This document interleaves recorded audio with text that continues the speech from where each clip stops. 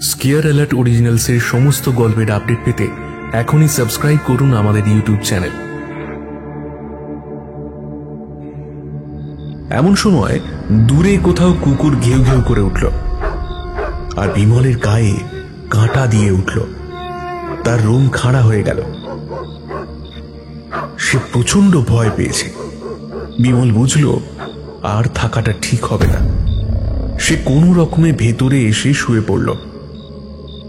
বাইরে কুকুরগুলো ক্রমাগত ঘেউ ঘেউ করে চলেছে। বিমল কিছুক্ষণ এপাশ ওপাশ করার পর ঘুমিয়ে পড়ল এবং সেই রাতেই একটা ভয়ঙ্কর স্বপ্ন দেখল। বিমল দেখল সে পুকুর পাড়ে একা গেছে। চারিদিকে চাপ চাপ অন্ধকার।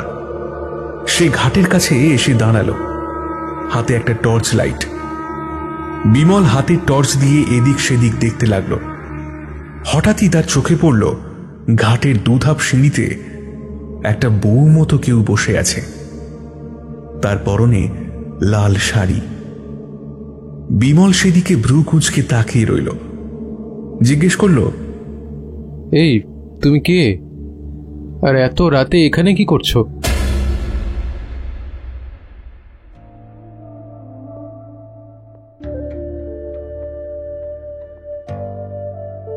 আজ আপনাদের জন্য রয়েছে তন্ময় চক্রবর্তীর কলমে শিউরি গ্রামে এক রাত। আজকে গল্পের শেষে আপনাদের জন্য থাকছে এই গল্প থেকে একটি প্রশ্ন, যেটি সঠিক উত্তরদাতাদের নাম আমরা পরবর্তী গল্পে ঘোষণা করব, এবং আগের গল্পের সঠিক উত্তরদাতাদের নামও আজ গল্পের শেষে ঘোষণা করা হবে। শুরু হচ্ছে আজকের গল্প।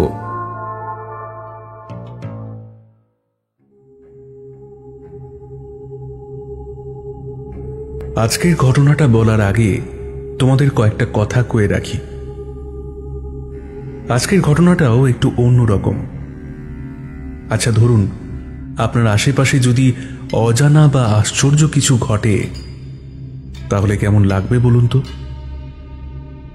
যেমন ধরুন হয়তো কোথাও ঘুরতে গেছেন, সেখানে গিয়ে যদি অশরীরীর খপ্পরে পড়েন, তাহলে কেমন লাগবে? তারপর ঘন অন্ধকার ঘরে আপনি একা শুয়ে আছেন, আর কানে কানে কেউ বলছে, ফিরে যা, ফিরে যা, না হলে প্রাণে মারা পড়বি। কিংবা বর্ষার রাত, শেষ ট্রেনে বাড়ি ফিরছেন, স্টেশনে নেমে দেখলেন কোথাও কিচ্ছু নেই। একজন সাইকেল আরোহী আপনাকে দেখে এগিয়ে এলো। সে আপনার করুণ অবস্থা দেখে আপনাকে সাহায্য করতে চাইল, কিন্তু কিছুটা যাবার পর জানতে পারলেন সেই সাইকেল আরোহী একটা আস্ত কঙ্কাল। আমাদের মানুষের বাইরে আরো একটি জগৎ আছে, যেটা প্রেত জগৎ, যেখানে মানুষ নয় বরং তারা, অপআত্মা, কঙ্কাল, শাঁকচুন্নি ইত্যাদি এরা থাকে। এরা মানুষের থেকে আলাদা। মৃত্যুর পর এরা মানুষকে মারতে হন্যে হয়ে ঘুরতে থাকে, কারণ এদের মুক্তি হয় না। কানাওয়ালা, নিশি, বোবা, ভুলো এরা অপঘাতে মরে, তাই এদেরকে বাগে আনা খুব মুশকিল। মোট কথা, এরা দুষ্ট প্রেতাত্মা। এরা এতটাই ধূর্ত যে মানুষের সাথে মিশে গিয়ে মানুষকে মারে, নৃশংসভাবে হত্যা করে। তাহলে শুরু করি। মন দিয়ে শোনো। আমার এই কাহিনী 3 বন্ধুকে নিয়ে, বিমল, বিশ্বনাথ আর রাজু। কাহিনীর আগে এতগুলো কথা বললাম কেন, এবার বুঝতে পারবে। শোনো তবে।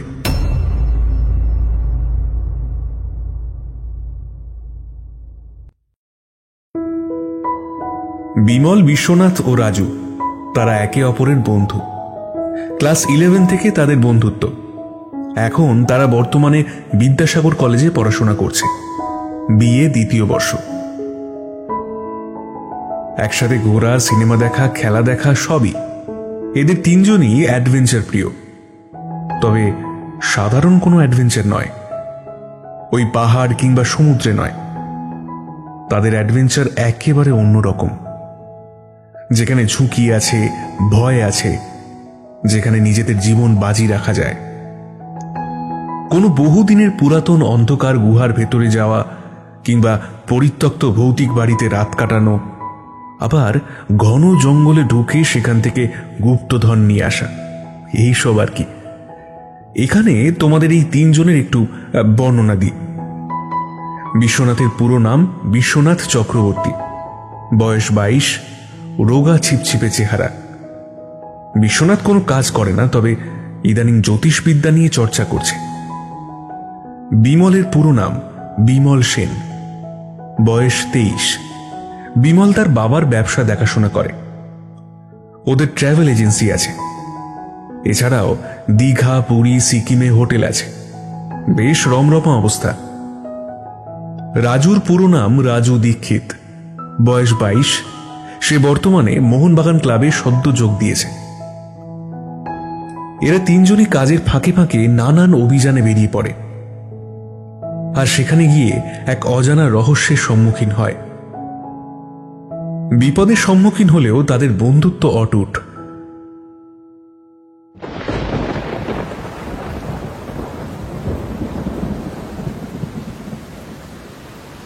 এক বৃষ্টিমুখর সন্ধ্যায় বিশ্বনাথ, বিমল আর রাজু তিনজন মিলে জমিয়ে আড্ডা দিচ্ছে বিমলের বাড়িতে। একে শীত, তাতে আবার বৃষ্টি, আর দিনটা রবিবার হওয়ায় সবার ছুটি। তাদের সামনের টেবিলে রাখা চা, নিমকি, চানাচুর ইত্যাদি। রাজু বলল, এখনো তো সব প্রায় বন্ধ, স্কুল কলেজ ছুটি, আর খেলা সেই সামনের মাসে। তা এই সময় কোথাও একটু গেলে হয় না? তা ঠিক, এখন হাতে কোনো কাজ নেই, গেলেই হয়। বিমল তাদের কথা শুনেছিল। তারপর গরম চায় চুমুক ও নিমকিতে কামড় দিয়ে বলল, মন্দ বলিস নি, এটা গেলে হয়। বাবাকে না হয় কয়েকদিন বলে দেব, ব্যবসার কাজটা দেখে নেবে। তাছাড়া অনেকদিন হয়ে গেল, যাওয়া হয়নি কোথাও। কিন্তু কোথায় যাবি? যাবোটা কোথায়?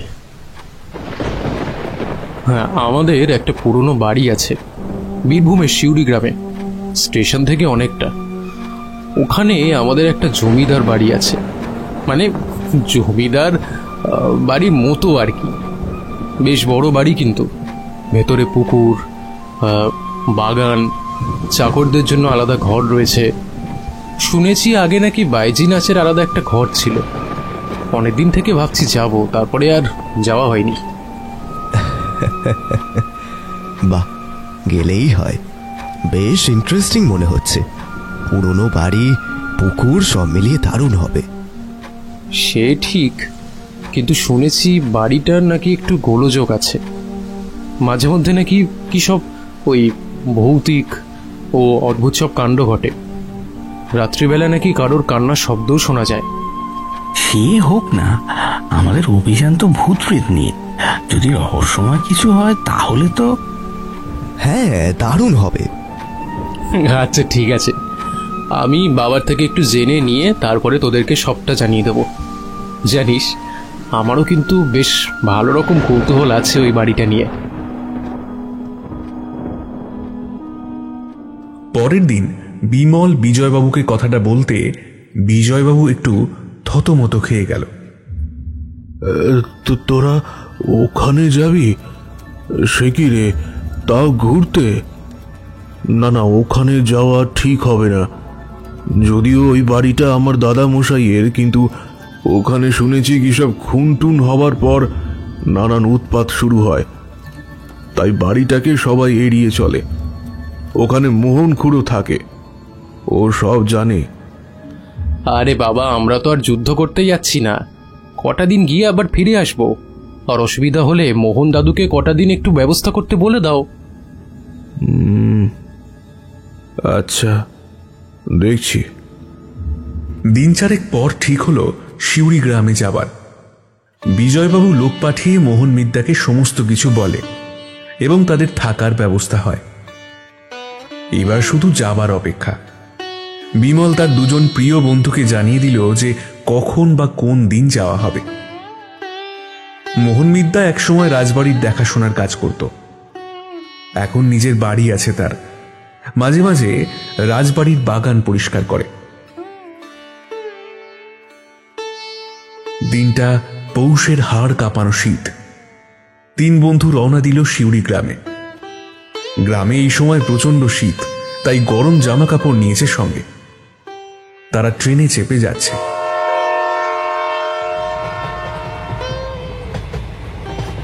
বিমল বলেছিল গাড়িতে যেতে, কিন্তু রাজু আর বিশ্বনাথ রাজি হলো না। কারণ তারা বহুদিন পর গ্রামে যাচ্ছে। ট্রেনে করে গেলে বাইরের প্রকৃতি, দৃশ্য, গাছপালা দেখতে দেখতে যাওয়া যাবে। তাছাড়া ট্রেনে যাবার আলাদা মজা আছে। লোকজনের ভিড়, নানা রকম খাবার, এগুলো বেশ লাগে। এই কামরাতে তেমন একটা ভিড় নেই। তারা 3 জন একটা ফাঁকা সিট পেয়ে বসল। রাজু ও বিশ্বনাথ জানলার ধারে বসেছিল। ট্রেন ছাড়তেই এক রাশ অন্ধকার ছেড়ে এক অন্য জগতে পড়ল তারা।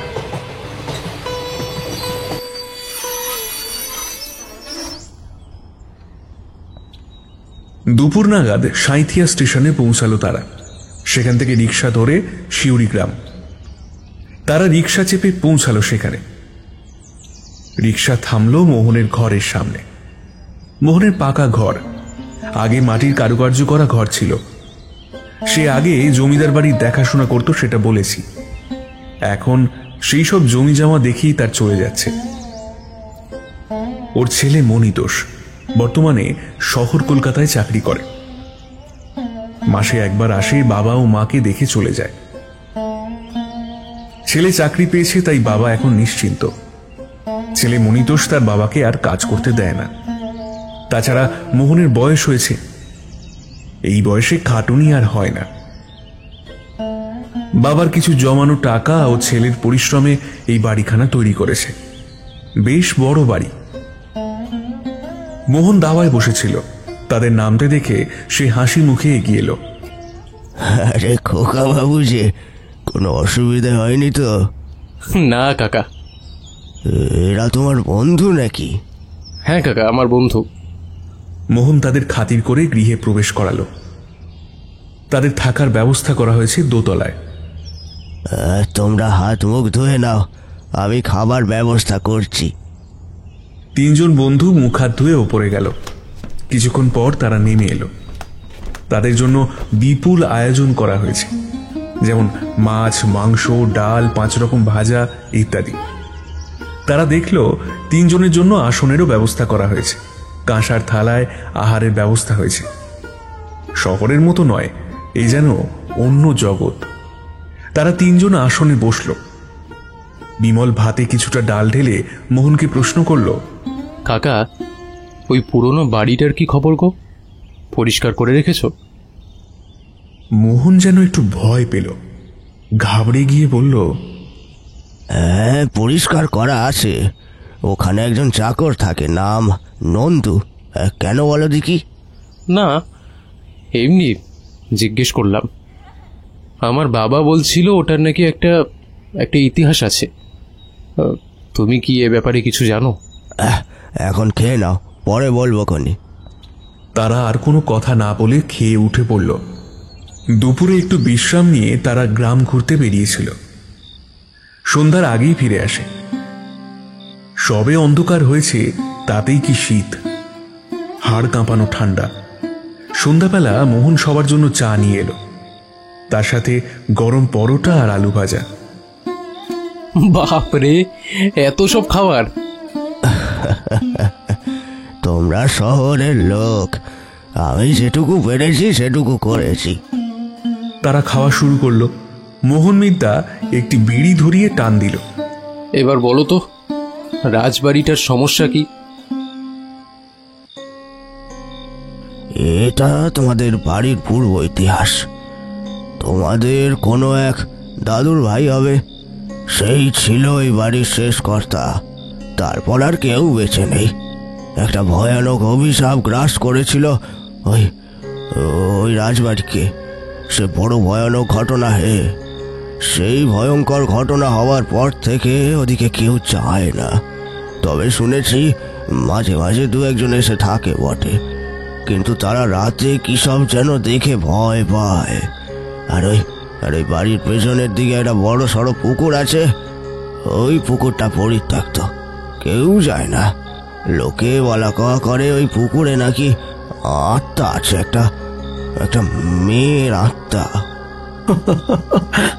হ্যাঁ, এটা কি মামদোবাজি নাকি কাকা? হ্যাঁ, এইসব আবার হয় নাকি? কোন পুকুরে কে ডুবে মরেছে তাই নিয়ে নাকি ইতিহাস ভূগোল হয়ে গেল? হ্যাঁ, আরে ওসব ঠাকুমার ঝুলিতে অনেক আছে, বুঝলেন? বৃদ্ধ খানিকটা রেগে গিয়ে খসখসে গলায় বলল, হ্যাঁ, ও হে ছোড়া, এসো না, এসো না। তোমরা তো কলেজে পড়া ছোকরা, আবার শহর কলকাতার মানুষ।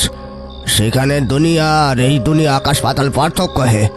কোথায় আলো ঝলমলে মানুষের কোলাহলে শহর, আর কোথায় কোথায় নির্জন জঙ্গল বসতি, ফাঁকা ধুধু মাঠ, ছাড়া ছাড়া ঘর বাড়ি। আর সব থেকে ভয় হয় কখন জানো? যখন সারাদিন পড়ন্ত রোদে গ্রামটা সন্ধ্যের আধার গ্রাস করে, তখন এখানে শুধু ভয় জন্মায়, ভয়। সন্ধে হতে না হতেই যে যার বাড়ি গিয়ে দৌড় দেয়। তোমরা শহুরে লোক এসব ভাবতে পারবে না। ভুলো, নিশি, কানাওয়ালা এসবের নাম শুনেছ? না, তবে এসব নাকি এক ধরনের আত্মা। হ্যাঁ, ঠিক ধরেছ। এরা এরা ভয়ানক প্রেতাত্মা, যাদের নাম শুনলে গ্রামবাসীদের গায়ে কাঁটা দেয়। এরা কিন্তু সহজে তোমাকে মারবে না। যখন তুমি গভীর ঘুমে আচ্ছন্ন থাকবে বা অন্য মনস্ক হয়ে রাস্তায় যাবে, তখনই তোমাকে ভয় দেখিয়ে মারবে। এসব এসব তোমরা কল্পনা করতে পারবে না। যাও। বাবা, এইসব তো জানা ছিল না। তারপর কি হলো বলুন? বিড়িটা ফেলে একটা দীর্ঘ নিঃশ্বাস ছেড়ে পুনরায় সেই অভিশপ্ত কাহিনী বলতে লাগলো মোহন। তখন আমাদের দেশ স্বাধীনতা পায়নি, চারিদিকে ইংরেজ রাজত্ব। তোমার বাবার দাদু তখন গ্রামের জমিদার। সবাই তাকে ভয় পেত। একেবারে দাপুটে লোক ছিল, প্রজাদের ওপর অত্যাচার করত। একদিন তোমার সেই বাবার দাদামশাই একজন অল্প বয়সী মেয়েকে বিয়ে করে নিয়ে আসে, কিন্তু কয়েকদিন থাকার পরপরই মেয়েটা মারা গিয়েছিল। কোনো এক কারণে সে আত্মহত্যা করেছিল শুনেছিলাম। ওই বাগান বাড়ির লাগোয়া যে পুকুরটা আছে, ওই পুকুরে ডুবে মারা যায়। প্রথমে কেউ কিছু বুঝতে পারেনি। যখন মাস তিনেক পর গ্রামের লোকজন হঠাৎ মরতে লাগলো, তখন সবাই বেশ চিন্তায় পড়ল। রাতের অন্ধকারে ওই পুকুরে অনেকের দেহ ভেসে উঠেছে, আবার কাউকে গলায় দড়ি দিয়ে সামনে থাকা বট গাছে ঝুলিয়ে দিয়েছে। যখন প্রতি মাসে 3 জন 4 জন করে মরতে লাগলো, তখন অনেকের ধারণা হলো যে মেয়েটি মারা গেছে তার আত্মা এইসব করছে। এইসবের মধ্যে তোমার বাবার দাদা মশাই মারা গেলেন। বড় কষ্ট পেয়েছিল। তারপর একজন তান্ত্রিককে ডেকে ওই পুকুর বন্ধন করা হয়। পুকুর ঘাটের সামনে গেলে দেখবে কাঠের বেড়া বাঁধা আছে, তার মধ্যে সিঁদুর লাগানো আর পেরেক ঠোকা আছে, যাতে সেই আত্মা আর বেরিয়ে আসতে না পারে। যদি কেউ বেড়া ভেঙে দেয়, তাহলে আবার সেই আত্মা জেগে উঠবে আর আর মানুষ মারবে। কাহিনী শেষ করে একটা দীর্ঘ নিঃশ্বাস ফেলল মোহন মিত্তা। ওখানে থাকা যাবে না তাহলে? থাকা যাবে, কিন্তু সাবধানে। ভুলেও পুকুরের দিকে যাবেন না। তারা আবার রাতে পুনরায় ফিরে এলো। রাতে খাওয়া দাওয়া সেরে 3 বন্ধু শুয়ে পড়ল। বিমল বলল, কাল বুঝলি, দিনের আলোতে একবার দেখতে হবে পুকুরটা। রাজু কিছু বলল না। বিশ্বনাথ বলল, তা দেখা যেতে পারে, দিনের বেলা তো কোনো সমস্যা নেই। নে, এবার শুয়ে পড়, রাত হলো। পরদিন দিনের বেলা গিয়ে পুকুরের চারপাশটা তারা দেখে এলো। না, ভয়ের কোনো কারণ নেই, কিন্তু বাড়িটা কেমন যেন, মনে হয় খেতে আসছে। কিন্তু 3 বন্ধু ঠিক করে ফেলে তারা এই বাড়িতে রাত্রি যাপন করবে। মোহন মিদ্যা আপত্তি করলেও তারা ওসবে কান দিল না, বরং নিজেদের জেদ বজায় রাখল। সেই অভিশপ্ত বাড়িতে থাকতে শুরু করল। রাত তখন গভীর। কটা বাজে কে জানে। গভীর ঘুমে আচ্ছন্ন তিন বন্ধু। হঠাৎ একটা শব্দে বিমলের ঘুম ভেঙে যায়। প্রথমে বুঝতে পারেনি, ঘুম থেকে উঠলে মাথাটা ঝিমঝিম করে। বিমল পুনরায় কান পেতে রইল। বাইরে কে যেন কাঁদছে না?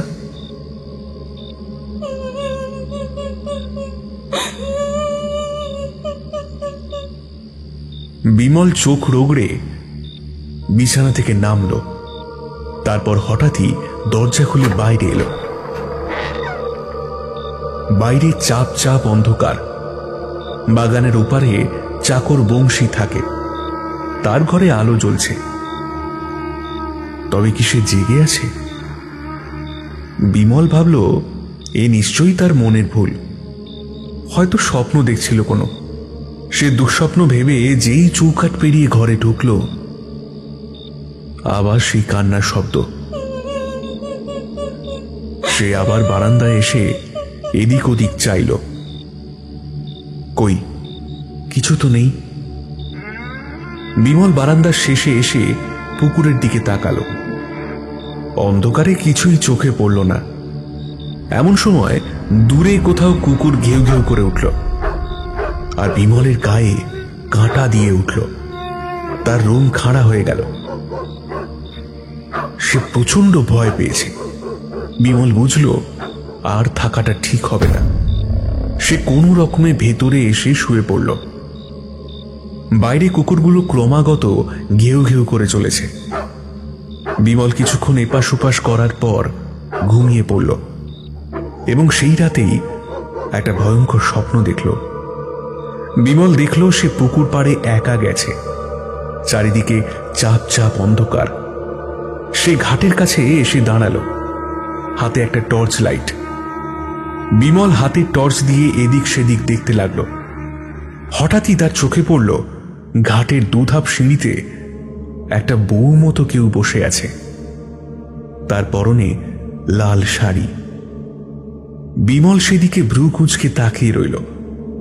জিজ্ঞেস করল, এই তুমি কে, আর এত রাতে এখানে কি করছো? তোমার জন্য অপেক্ষা করছি যে। আমার অপেক্ষা? হ্যাঁ গো। কিন্তু কে তুমি সেটা তো বললে না। আমি সুলতা।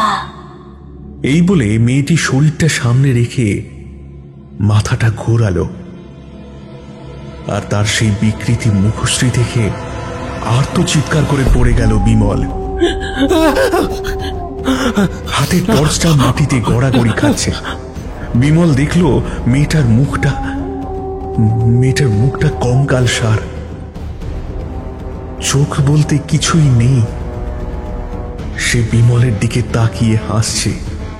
বিমল পালাতে গিয়েও বারবার কিসে যেন বাধা পাচ্ছে।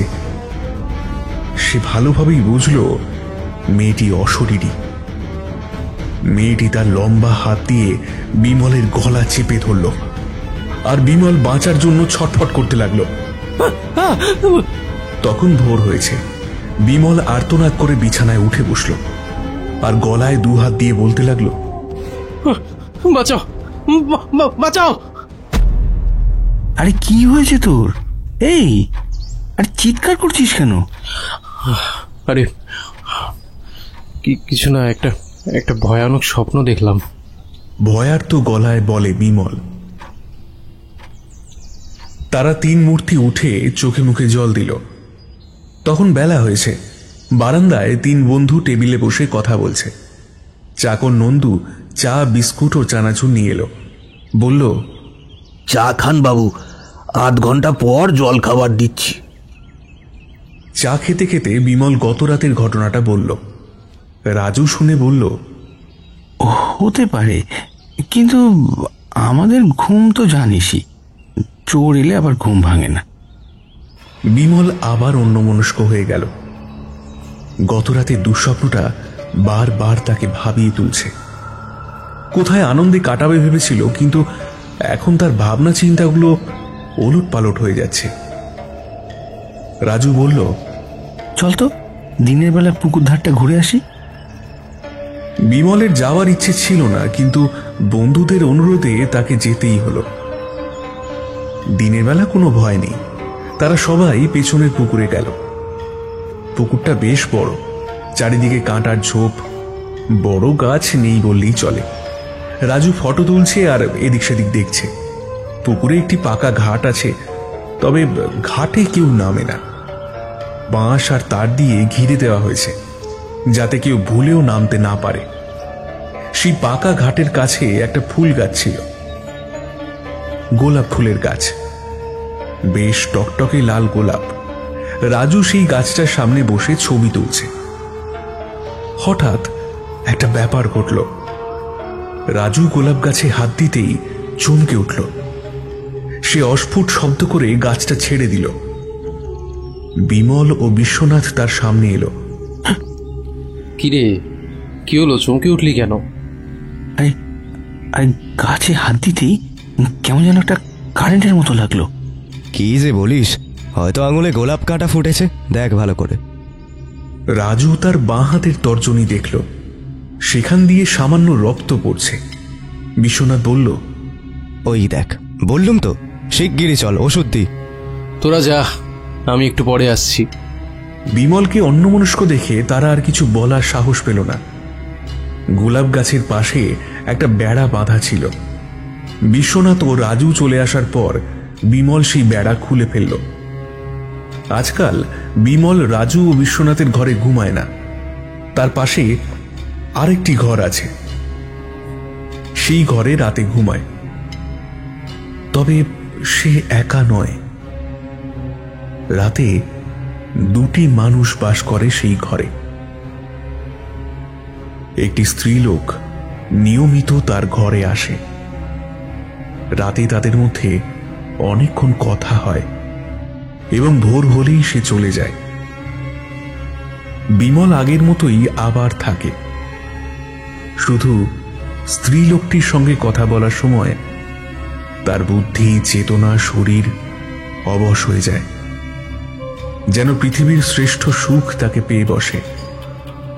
এমন করেই চলছিল।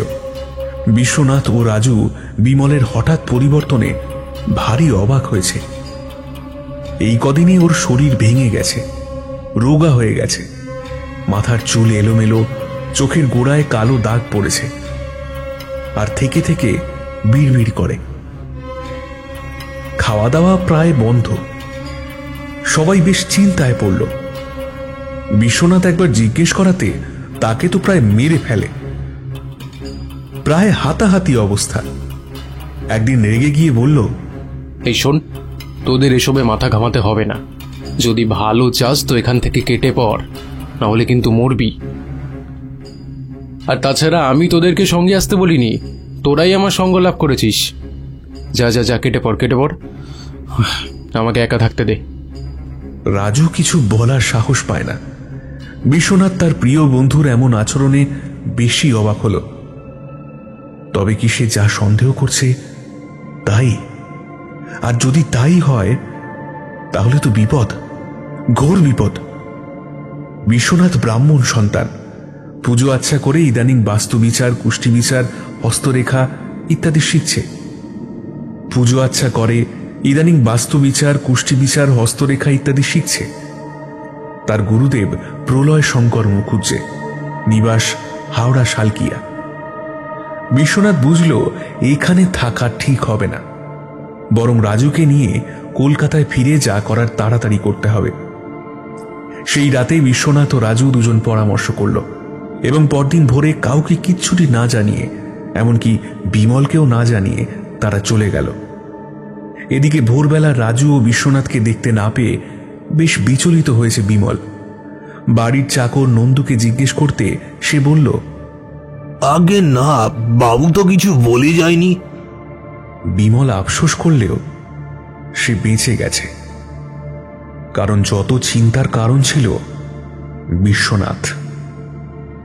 রাজুকে তো আজকেই ভেবেছিল মেরে ফেলবে, গলা টিপে মেরে পুকুরের জলে ফেলে দিত। কিন্তু বিশ্বনাথ তাকেও নিয়ে পালিয়েছে। যাক, বাঁচা গিয়েছে, বরং তাকে বাধা দেবার কেউ থাকলো না। অত বড় বাড়ি, বাগান আর পুকুরের একমাত্র মালিক এখন বিমল। এবার চাকরটাকেও সরাতে হবে। কোনো পিশাচিনী বা অতৃপ্ত আত্মা যখন মুক্তি পায়, তখন হন্যে হয়ে ঘুরে বেড়ায় তারা। মৃত্যুর সেই ছিল শুরু। এর ঠিক দিন তিনেক পর ঘটল ঘটনাটা। তখন অনেক রাত। চাকর নন্দু নাক ডেকে ঘুমাচ্ছে। শীতের রাত, চারিদিকে অদ্ভুত নিস্তব্ধতা, শুধু ঝিঝি ডাকছে।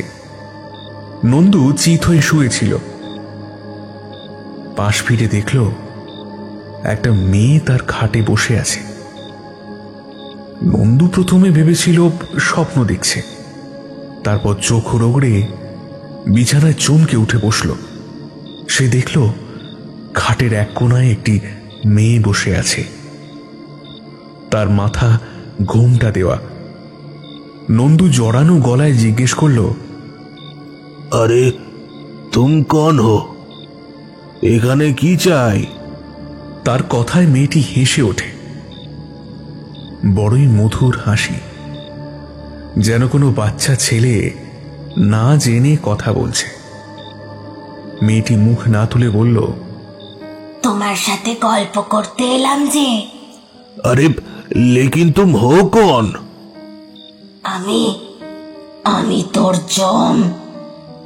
এতক্ষণে নন্দুর ঘোর কেটেছে। সে খাট থেকে নেমে যেই পালাতে যাবে, অমনি মেয়েটা তার একটা লিকলিকে হাত দিয়ে নন্দুর গলা চেপে ধরল, তাকে বিছানায় শুইয়ে দিল। এক হাতে নন্দুর গলা টিপে আছে, অন্যদিকে মেয়েটা তার অন্য হাত দিয়ে মুখের ঘোমটা খুলল। হ্যারিকেনের মৃদু আলোতে সে দেখল মেয়েটির মুখের একদিকে পোড়া পোড়া চামড়া কুঁচকে ভাঁজ হয়ে গেছে, তার নৃশংস দাঁত থেকে লাল পড়ছে। নন্দু হাজার চেষ্টা করেও নিজেকে বাঁচাতে পারছে না। মেয়েটি বজ্র আঁটুনিতে তার গলা চেপে ধরেছে। মেয়েটা খসখসে গলায় বলল, এবার তোকে কে বাঁচাবে শয়তান? আজ তোকে মেরে আমি তো রক্ত খাবো। সে আপ্রাণ চেষ্টা করেও নিজেকে বাঁচাতে পারল না। কিছুক্ষণ পর তার হৃদস্পন্দন চিরতরে বন্ধ হয়ে গেল, আর সেই পিশাচিনী তার নৃশংস দাঁত বের করে নন্দুর শরীর কামড়ে কামড়ে খেতে লাগল।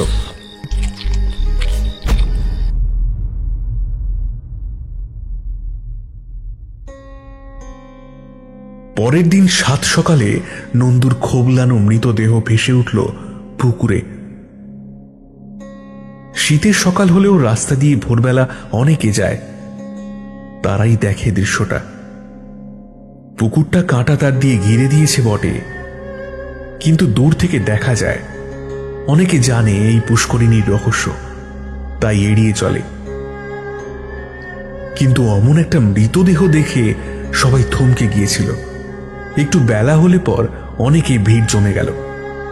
বিমল ঘুম থেকে উঠে দেখল পুকুর পাড়ে অনেক লোকের ভিড়। ব্যাপার কি? এদিকে নন্দুর ঘর খোলা, তাকেও সকাল থেকে পাওয়া যাচ্ছে না। মোহন খুড়ো খবর পেয়ে এসেছে, লোকাল থানায় খবর দেয়া হয়েছে, পুলিশ আসবে। বিমল যেন কিছুই জানে না এমন ভান করে বলল, নন্দুর কি হলো বলো তো কাকা? কি হবে সে ফিরে এসেছে, এবার নির্ঘাত মৃত্যু। একটু পরে অনেক পুলিশ ও ডোম এলো। তারা মৃতদেহটা কোনো রকমে তুলে কিছু জিজ্ঞাসাবাদ করে চলে যায়। পুলিশের অনুমান মধ্যরাতে কোনো দুষ্কৃতী তাকে খুন করেছে। নির্জন জায়গা, তাই হয়তো কেউ টের পায়নি। বিমলকেও কিছু জিজ্ঞেস করলো, কিন্তু সে কিছুই বলতে পারে না। মোহন খুড়ো যা বোঝার বুঝে গেছে। সে ফিরে এসেছে, কারো নিস্তার নেই। সেই রাতে অশরীরী মেয়েটি আর বিমল দুজনে কথা বলতে লাগলো। মেয়েটি নগ্ন অবস্থায়, আর বিমল তার কোলে মাথা রেখে শুয়ে আছে। মেয়েটি তার মাথায় হাত বুলিয়ে দিচ্ছে। আমাকে বিয়ে করবে সুলতা? হ্যাঁ, করব তো। তবে এখনো কয়েকটা কাজ বাকি, সেগুলো হলেই আমি তোমাকে বিয়ে করব। তারপর তো মুক্তি আমাদের। বিশেষ করে তোমাকে না দেখে আমি থাকতে পারি না। আমিও তো। মনে হয় পৃথিবীর শ্রেষ্ঠ সুখ তোমার কাছে আছে। তোমাকে না দেখলে মন স্থির হয় না আমার কিছুতেই। সুলতার ঠোঁটের কোণে বাঁকানো হাসি। সে ভালো মতো জানে বিমলকে সে যেভাবে বশ করেছে তাকে ছেড়ে কোথাও যেতে পারবে না। সুলতা বিমলের কানের কাছে মুখ এনে হিসহিসিয়ে বলল, তুমি কিচ্ছু ভাববে না, আমি সব ঠিক করে দেব। এবার গ্রামের ওই ভূপতি সামন্তকে মারবো, তারপর ওই মোহনকে। ওই যত নষ্টের গোড়া। ভূপতি সামন্ত এই গ্রামের একজন অবস্থাপন্ন লোক বটে। তার আদি পুরুষ এই গ্রামের জমিদারের কথাপত্র লিখত। অন্যান্য লোকেরা যেমন টাকা পয়সা উড়িয়ে ফুর্তি করে, এরা কিন্তু ঠিক তা নয়। চার পুরুষের সঞ্চয় গচ্ছিত করে তারা এখন বেশ অবস্থাপন্ন গৃহস্থ এবং গরিব দুঃখীদের দান করেন। ভূপতির বয়স 70, তবে চেহারা শক্তপোক্ত। ভূতনাথ রোজ সন্ধ্যাবেলা বটতলার কাছে একটি দোলমার ঘরে ছাত্র পড়ায়, তারপর রাতে বাড়ি ফেরেন হেঁটে। সেদিনও রোজকার মতোই হেঁটে বাড়ি ফিরছিল। কিছুটা আসবার পর কেউ যেন তাকে ডাকলে। ভূতনাথের হাতে একটা টর্চ ছিল। সে পিছনে ফিরে টর্চের আলো ফেলতে চোখে পড়ল একজন স্ত্রীলোক একটু দূরে দাঁড়িয়ে আছে। তার মাথায় আর ঘোমটা দেওয়া। এই বলে সামনে এগিয়ে গেল সে। সামনে যেতেই সেই দাঁড়িয়ে থাকা নারী মূর্তি ঘোমটা খুলে ফেলল, আর তার মুখের বিকৃতি দেখে ভূতনাথ আর্তনাদ করে উঠল। ফলে হাত থেকে টর্চটা মাটিতে পড়ে যায়। ভূতনাথ ঠকঠক করে কাঁপতে থাকে। দাঁড়িয়ে থাকা নারী মূর্তিটি একটা পিশাচিনী। সে ভূতনাথকে দেখে খিক খিক করে হাসতে থাকে।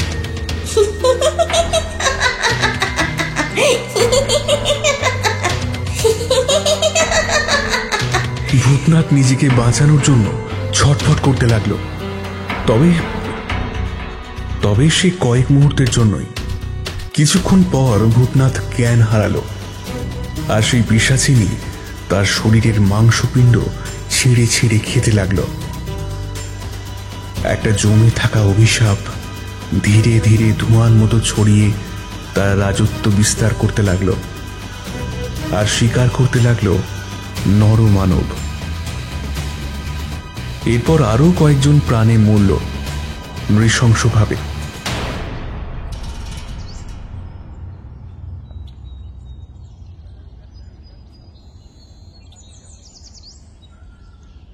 তখন দুপুর 2টো হবে। মাথার ওপর শীতের মিঠে রোদ বিরাজমান। দুটি রিক্সা থেকে কয়েকজন লোক মোহনের বাড়ির সামনে নামল। প্রথম রিক্সা থেকে নামল বিশ্বনাথ ও প্রলয় শঙ্কর। পরবর্তী রিক্সা থেকে নামল রাজু ও বিজয়বাবু। বহুদিন পর এই গ্রামে পা রাখল সে। মোহন আগে খবর পেয়েছিল। সে বাইরেই বসেছিল। দুপুরে খাওয়া সেরে খাটিয়াতে শুয়ে রোদ পোহাচ্ছিল। তাদের দেখে এগিয়ে এলো। আসুন কর্তা, কি সৌভাগ্য, কতদিন পর আপনার পায়ের ধুলোই গ্রামে পড়ল। প্রলয় শঙ্করের ভ্রু কুঁচকে গেল। হঠাৎই তার গায়ের রোম খাড়া হয়ে উঠল। বিড়বিড় করে আপন মনে বলল, কাল রাত্রি নেমেছে। তারা মোহনের ঘরে প্রবেশ করল। দুপুরের আহার করতে করতে গ্রামের বর্তমান অবস্থার কথা বলল, এমনকি বিমলের ব্যাপারটাও। বিজয়বাবুর চোখে জল এলো। কি সর্বনাশ হলো! সে যেই ভয়টা পেয়েছিল সেটাই হলো। অন্ন গ্রহণের সময় চক্ষু জল ফেলতে নেই, এতে অমঙ্গল বাড়ে। তুমি চিন্তা করো না, আমি দেখছি কি করা যায়। দুপুরে আহার করে বিশ্বনাথ, রাজু আর প্রলয় বেরুল। বিজয়বাবু গেলেন না। সে মোহনের সাথে গল্পগুজব করছে। তাদের উদ্দেশ্য ছিল সেই রাজবাড়িটা দর্শন করা। সামনে গেল না, দূর থেকে বিশ্বনাথ তাকে দেখিয়ে দিল। প্রলয়শঙ্কর জিজ্ঞেস করলেন, আচ্ছা, ওই ঘরে তাহলে বিমল রয়েছে? হ্যাঁ গুরুদেব, বিমল আর ওই পিশাচিনী থাকে। এক কাজ কর তো বিশ্বনাথ, এখানকার একটু মাটি নিয়ে যেতে পারবি? তাহলে সুবিধে হয়। হ্যাঁ পারবো। মাটি ছুঁতেই হলো বিপত্তি। হঠাৎই মাটি স্পর্শ করতে মনে হলো কেউ যেন তার হাত কামড়ে ধরল। বুঝেছি, তুই এদিকে আয়, আমি দেখছি কি করা যায়। প্রলয়শঙ্কর এগিয়ে এসে বিড়বিড় করে মন্ত্র বলতে বলতে একটু মাটি তুলে নিল।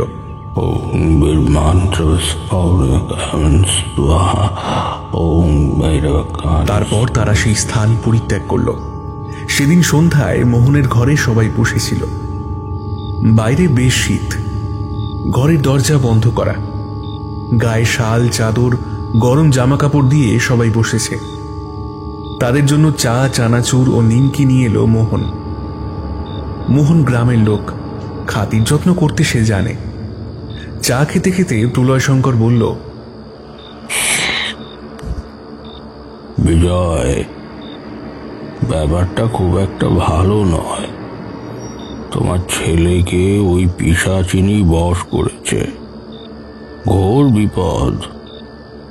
তবে আমি একটা উপায় পেয়েছি, কিন্তু আরো কিছুটা জানতে গেলে আপনাদের সাহায্য লাগবে। এবার আগাগোড়া ঘটনাটা বলতো, ঠিক কবে ঘটেছিল, এর রহস্যটাই বা কি? ঘটনাটা ভেবেছিলাম কাউকে বলবো না, কিন্তু এখন দেখছি না বললেই নয়। আমার তখন বছর 7 বয়স। তখন আমার দাদা মশাই এই গ্রামের দাপুটে জমিদার। তার ভয়ে তটস্থ ও থমথমে হয়ে থাকতো সবাই। তার স্বভাব চরিত্র ভালো ছিল না। বাড়ির বউ ও মেয়েরা রাস্তায় বেরুতে পারত না। গ্রামের ভূত প্রেতকে যত না ভয় পেত মানুষ, তার থেকে বেশি ভয় পেত আমার দাদা মশাইকে। তখন আমাদের ব্যবসা বেশ চলছিল। একদিন দাদামশাই আমাদের বাড়িতে একটি মেয়েকে নিয়ে এলো। মেয়েটির বয়স 22। প্রথমে কিছু বুঝতে পারিনি, কিন্তু পরে জানলাম মেয়েটি ছিল দাদামশাইয়ের দ্বিতীয় স্ত্রীর মেয়ে। পরে মেয়েটি দাদাকে অনুসরণ করত, তাকে নাকি ভয় দেখাতো। একদিন ক্রোধের বশে একজন চাকরকে দিয়ে মেয়েটিকে মেরে তার গলায় দড়ি দিয়ে ইঁট বেঁধে ওই পুকুরে ফেলে দেয়। রাতের আড়ালেই কাজটা হয়। প্রথমে কেউ বুঝতে পারেনি, কিন্তু মেয়েটি মারা যাওয়ার পর উৎপাত শুরু হয়। মাঝে মাঝে লোক মরতে শুরু করে। তারপর একজন তান্ত্রিককে ডেকে পুকুরের শেষের দিকে একটা বড় ঘাট ছিল, সেখানে তক্তা আর বাঁশ দিয়ে আটকে মন্ত্র পড়ে বেঁধে দেয়। ব্যাস, তারপর আর কোনো উপদ্রব হয়নি। তান্ত্রিক বলেছিল যদি কেউ এই বাঁধন ভেঙে ফেলে তাহলে সেই আত্মা ফিরে আসবে। নিশ্চয়ই কেউ ওই বাঁধন খুলেছে, আর তার জন্য এইসব হচ্ছে। তান্ত্রিক এও বলেছিল পুনরায় যদি সে ফিরে আসে তাহলে কাউকে ছাড়বে না, কাউকে না।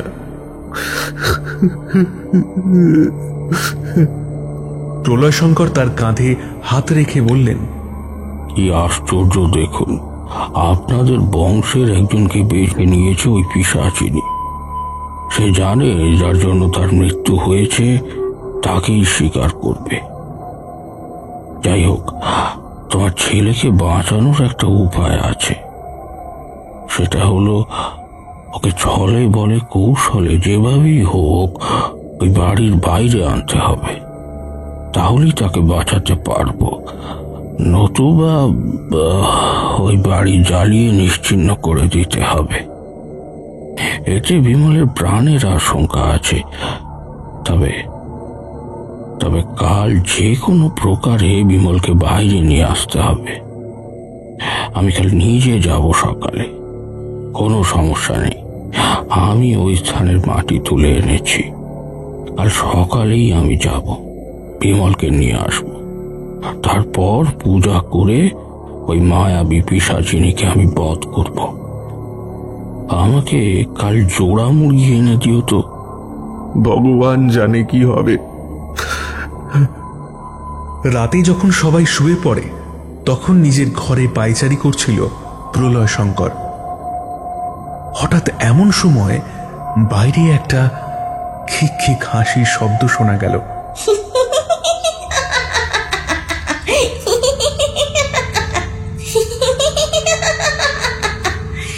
এইসব ভাবতে ভাবতে ঘুমিয়ে পড়ল প্রলয় শঙ্কর। আবার ভোরে যেন কোথায় চলে গেল। তখন সকাল বেশ হয়েছে। প্রলয় শঙ্করকে না দেখতে পেয়ে সবাই খোঁজাখুঁজি শুরু করে দিল। বেশ কিছু সময় খোঁজাখুঁজি করার পর অবশেষে বিজয়বাবুর চোখে পড়ল দৃশ্যটা। সে দেখল বিমল আর প্রলয় শঙ্কর আসছে। বিজয়বাবুর চোখে জল। সে পাগলের মতো চিৎকার করে এগিয়ে গেল। বিমলকে জড়িয়ে ধরে বুক ফাটা কান্নায় ভেঙে পড়ল। বিমল বাবা,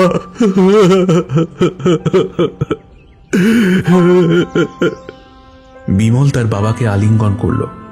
বিমলের চেহারা ভেঙে গেছে, চোখের গোড়ায় কালি পড়েছে, শরীর দুর্বল। তাকে ধরে মোহনের দালানে বসল প্রলয় শঙ্কর। আগে ওকে স্নান করিয়ে খেতে দাও, ওর বিশ্রামের প্রয়োজন। মোহন তাকে নিয়ে ভেতরে গেল। বিজয়বাবু প্রলয় শঙ্করের পা ধরে কাঁদতে থাকল। কি করছো বিজয়, কি করছো? পাগলামো করো না, এখনো অনেক কাজ বাকি আছে। আমি বলেছিলাম তোমার ছেলেকে ফিরিয়ে দেব, দিয়েছি তো। এবার ওই অভিশপ্ত বাড়িকে প্রেত মুক্ত করতে হবে, তারপর সবার মঙ্গল। এসব এসব আপনার জন্যই হলো ঠাকুর। আমার ছেলেকে ফিরিয়ে দিয়েছেন, এর থেকে বড় আর পাওনা কি বলুন? গ্রামের লোকেরাও তো তোমার ছেলেরই মতো। হ্যাঁ হ্যাঁ, তা বটে, সবাই তো আমাদের প্রজা। দুপুর নাগাদ জোড়া মুরগি এনে দিল মোহন। প্রলয় শঙ্কর দুপুরের দিকে মুরগির গায়ে সামান্য মাটি লাগিয়ে দিল, গতকাল যেই মাটি তুলে এনেছিল। সন্ধ্যার পর মোহনকে সব বুঝিয়ে দিল প্রলয়। তারপর বিমলের হাতে একটা মাদুলি বেঁধে তাকে নিয়ে চলল। বিজয় আপত্তি করেছিল বটে, কিন্তু প্রলয় তা শুনল না। সে বলল, তুমি ভয় পেও না, ও এখন আমার সাথে আছে। কোনো অশুভ শক্তি ওর কিচ্ছু করতে পারবে না। রাস্তায় যেতে যেতে বিমলকে প্রলয় শঙ্কর বললেন, যা বলেছি সব বুঝেছ তো বিমল? হ্যাঁ, আপনি কিচ্ছু চিন্তা করবেন না। আপনার আদেশ পালন করব শুধুমাত্র। তারপরে ওই পিশাচিনীকে নিজের হাতে মারব। ঠিক আছে। চারিদিকে চাপচাপ অন্ধকার। তারা দুজনে এসে দাঁড়ালো সেই রাজবাড়ির পুকুরের কাছে। পিছন দিকে কিছুটা জঙ্গল ছিল, সেদিক থেকে তারা এলো, কারণ সামনে থেকে এলে পিশাচিনীর নজরে পড়ত। প্রলয় শঙ্কর কিছুটা মাটি খুঁড়ে সেখানে সুপারি, পান আর সিঁদুর দিয়ে পুজো শুরু করল। ততক্ষণে বিমল একটা মোমবাতি জ্বেলেছে। কাজ যখন পরিসমাপ্তি হয় তখন একটা রোমহর্ষক বাতাস বয়ে গেল। তারপর সামনে এসে দাঁড়ালো সেই পিশাচিনী। কি বিভৎস রূপ! প্রলয় শঙ্কর ও বিমল মুখ তুলে চাইল। কিরে, আমায় মারবি বলে সাধনা করছিস? কোনো লাভ হবে না, কারণ তার আগে তোকে শেষ করব। তারপর বিমলের দিকে তাকিয়ে করুণভাবে বলে, বিমল, তুমিও আমাকে ভুলে গেলে? তোমাকে তো আমি কত ভালোবাসতাম, আর তুমি কি না? বলে মাথা নিচু করে ফুঁপিয়ে ফুঁপিয়ে কাঁদতে লাগলো। বিমল আর প্রলয় শঙ্কর চোখ চোয়াচই করল। দুজনের মুখে স্মিত শান্ত হাসি। ঠাকুরমশাই, ওই শয়তানিকে তাড়াতাড়ি মেরে ফেলো, না হলে আমাদের সবার বিপদ। আমি আর ওর ফাঁদে পা দেবো না। এসব কি বলছো বিমল? আমি তো তোমাকে ভালোবাসি। ভালোবাসা? হ্যাঁ, অশরীরীর সাথে রক্ত মাংসে গড়া মানুষের প্রেমটা হয় না। আর তাছাড়া তোর চালাকি আমি ধরে ফেলেছি। দিনের পর দিন আমাদের বশ করে গ্রামের মানুষদের হত্যা করেছিস তুই, নিরীহ মানুষের রক্ত খেয়েছিস। আর কি চাস তুই? হ্যাঁ, আর কি চাস? এবার পিশাচিনী কান্না বন্ধ করে খলখল করে হেসে উঠল। তার হাসিতে গাছের পাতা পর্যন্ত কেঁপে উঠল। তাই নাকি? আজ তোকেও মেরে ফেলবো, যেমন এক এক করে মানুষ পেরেছি, তারপর দুজনের রক্ত খাবো। এমন সময় প্রলয় শঙ্কর হাত দিতেই ঝোপের আড়াল থেকে বেরিয়ে এলো মোহন মিত্তা। তার হাতে জোড়া মুরগি। সেটা প্রলয় শঙ্করকে দিয়ে দিল। প্রলয় শঙ্কর আর দেরি না করে তার ঝোলা থেকে একটা ছুরি বের করে মুরগি দুটোর গলা কাটতে লাগলো। তাদের গলায় যতবার আঘাত করতে লাগলো, পিশাচিনী ততই যেন জ্বলতে লাগলো আর মরণ চিৎকার করতে লাগলো।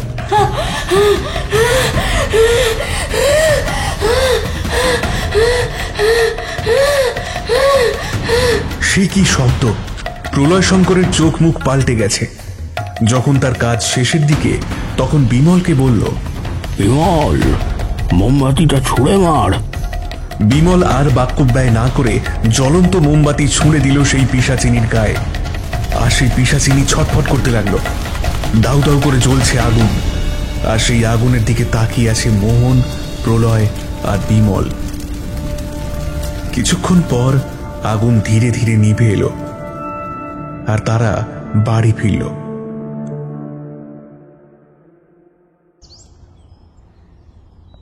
পরদিন সকালে সবাই দাওয়ায় বসে আলোচনা করছিল ওই গতকালের ঘটনা নিয়ে।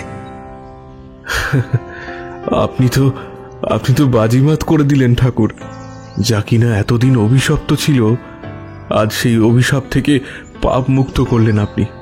বিজয়, পাপ মুক্তর থেকে বড় কথা তোমার ছেলের জীবন।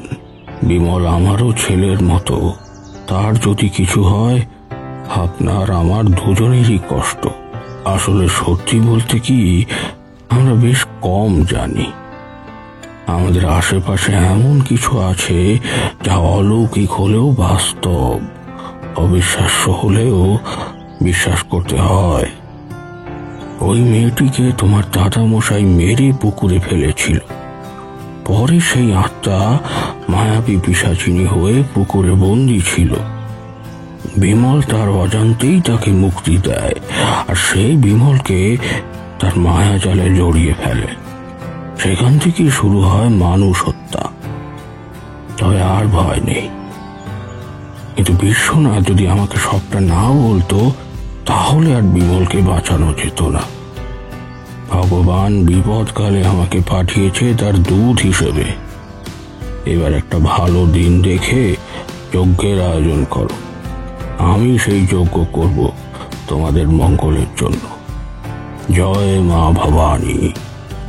এরপর অশ্বমেধ যজ্ঞ করে গোটা গ্রামকে সাপমুক্ত করে কলকাতায় ফিরেছিল তারা সবাই। তবে আর কোনো ভয়ের কারণ ঘটেনি।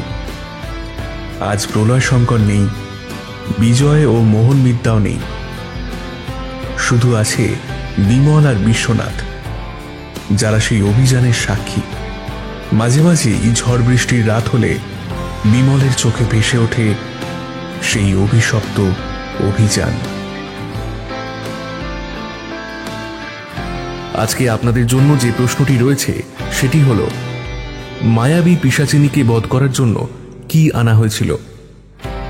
সঠিক উত্তরদাতাদের নাম শোনানো হবে পরবর্তী গল্পে, এবং সঠিক উত্তরের নিচে আপনার নাম এবং আপনি কোথা থেকে বলছেন সেটা অবশ্যই লিখবেন। কাল নিশীথ এই গল্পের থেকে যে প্রশ্নটি ছিল তার সঠিক উত্তরদাতাদের নাম হল শঙ্কর মণ্ডল, বলেছেন বারুইপুর থেকে। হাওড়া থেকে অঞ্জলি সাধু খাঁ, হুগলি পোড়াবাজার থেকে সৌমিতা চক্রবর্তী, মুম্বাই থেকে গৌতম, বারাসাত থেকে অমিতা ঠাকুর, সোদপুর থেকে অভিক রায়, কলকাতা থেকে রাহুল, গুজরাট থেকে এস কে মেহরাজ, হাওড়া থেকে বিশ্বনাথ চক্রবর্তী, রাজপুর বাঁশতলা থেকে অর্পণা সাউ, আসানসোল থেকে বাতাসী। এছাড়াও যারা সঠিক উত্তরটি দিয়েছেন তারা হলেন রাধারানী মালাকার, প্রতিমা গিরি, সোনু অর্পিতা এবং কাকলি মণ্ডল। আজ তাহলে এই পর্যন্তই। ফিরে আসছি ঠিক আগামী সপ্তাহে আরও একটি ভয় নিয়ে। ততক্ষণের জন্য সবাই ভালো থাকুন এবং গল্প শুনুন।